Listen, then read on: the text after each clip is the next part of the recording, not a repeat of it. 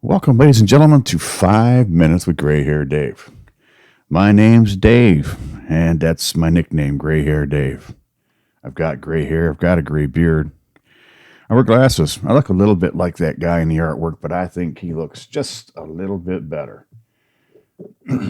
So, welcome to episode number 52 of 5 Minutes with Gray Hair Dave. So today, I'm still talking about 1972. Where were you in 1972? I was in high school. I was a freshman. I was one of the young snots, And I tell you what, it was a different kind of life than junior high school. It really was. Things were a little more serious when it came to the schoolwork, and they paid a lot more attention to your grades and what were your grades on average. Because when you think about it, every school you go to is preparing you for the next school you go to or the next part of your life, right? I mean, it's just what it is. Elementary school prepares you for junior high school or middle school. Junior high school prepares you for high school.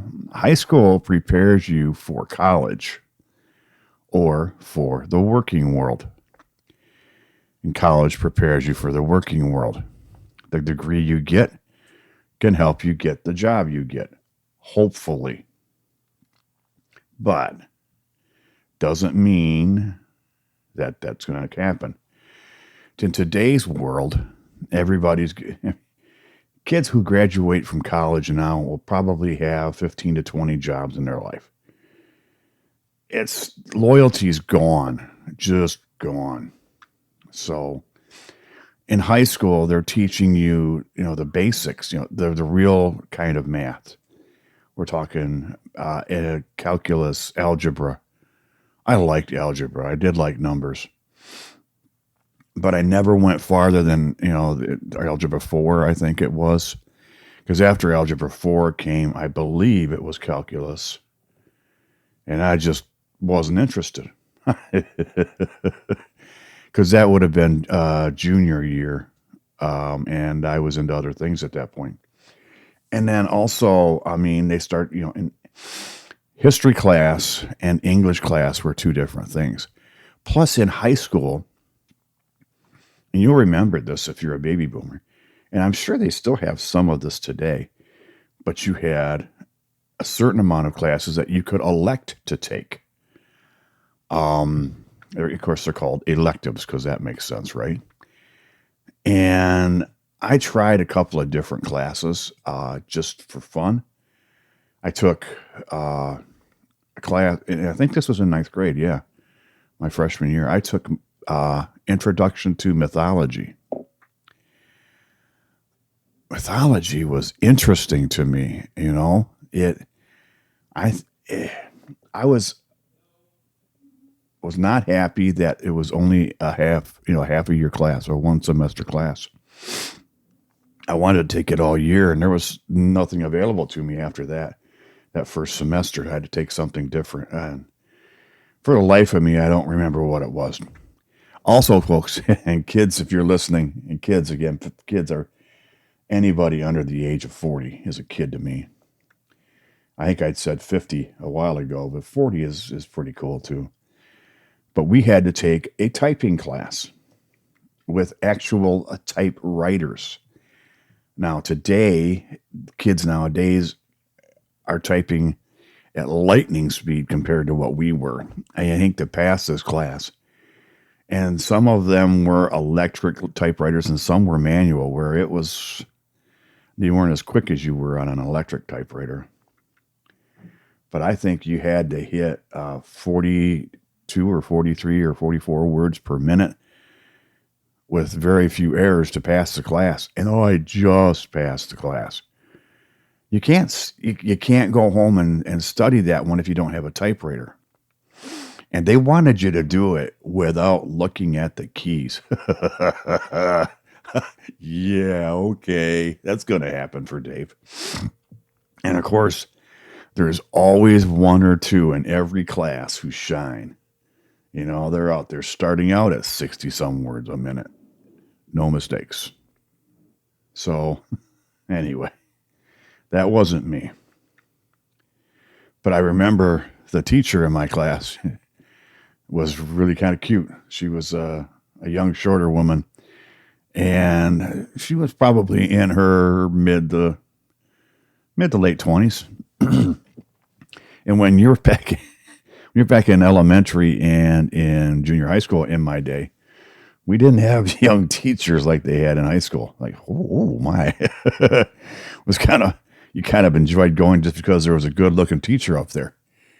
But anyway, that's just kind of the way it was. It was fun, and I enjoyed that. I did. I enjoyed the business department. I took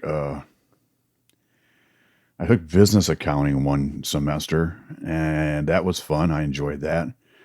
And unfortunately, my oldest brother, is an accountant, wasn't around to help me with that, but my dad was, and because he's a bookkeeper, kind of an accountant, and I did pretty well in that class, so I was happy about that. But the rest of the classes, English and history and things like that, I really didn't care much about. And then you had to take a semester of gym for the first 2 years. And I was never really big in, granted, I like sports, but I was never really big into gym class. I didn't like wrestling. I didn't like dodgeball.